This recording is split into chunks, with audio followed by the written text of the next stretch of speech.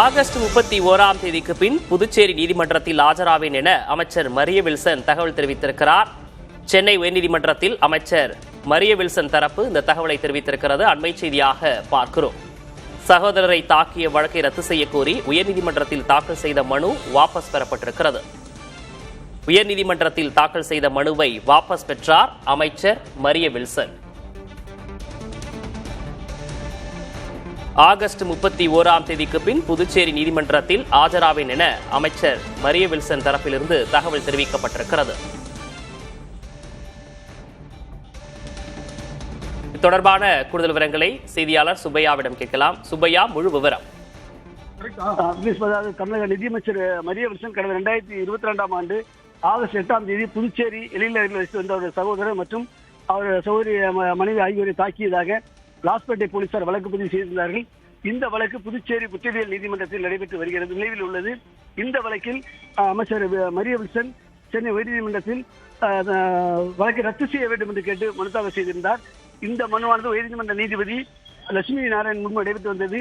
இதற்கிடையே இன்று இந்த வழக்கு விசாரிக்க வந்த பொழுது மரிய வில்சன் தரப்பில் ஆஜரான வழக்கறிஞர் தற்போது சட்டப்பேரவை கூட்டத்தொடர் நடைபெற்று வருவதால் அமைச்சர் மரிய வில்சன் ஆஜராக வழக்கு அளிக்க வேண்டும் என்று காலை தெரிவித்தார். அதற்கு கண்டனம் தெரிவித்த நீதிபதி நீதிமன்றத்திற்கு செல்ல முடியாது என்று கூற முடியாது, அவர் ஒன்றும் இங்கிலாந்தின் அரசர் அல்ல என்றும் மறைந்த முன்னாள் பிரதமர் நரசிம்மராவ் கூட பிரதமராக இருந்தபோது நீதிமன்றத்தில் ஆஜராகி இருக்கிறார் என்பதை சுட்டிக்காட்டிய நீதிபதி அவர் ஆஜராக வேண்டும், இது தொடர்பாக உரிய நேரம் தேதியை தெரிவிக்குமாறு தெரிவித்திருந்தார்.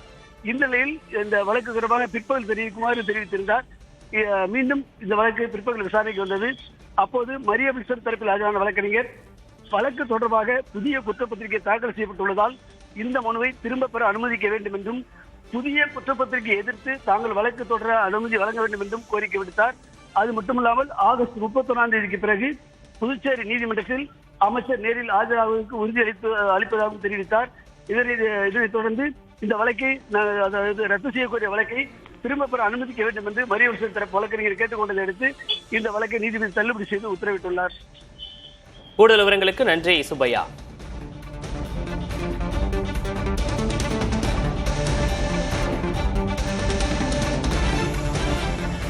ஆகஸ்ட் 31ஆம் தேதிக்கு பின் புதுச்சேரி நீதிமன்றத்தில் ஆஜராவேன் என அமைச்சர் மரிய வில்சன் தரப்பில் தகவல் தெரிவிக்கப்பட்டிருக்கிறது.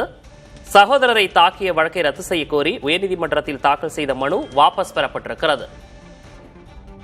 உயர்நீதிமன்றத்தில் தாக்கல் செய்த மனுவை மரிய வில்சன் வாபஸ் பெற்றதை அடுத்து வழக்கு தள்ளுபடி செய்யப்பட்டிருக்கிறது.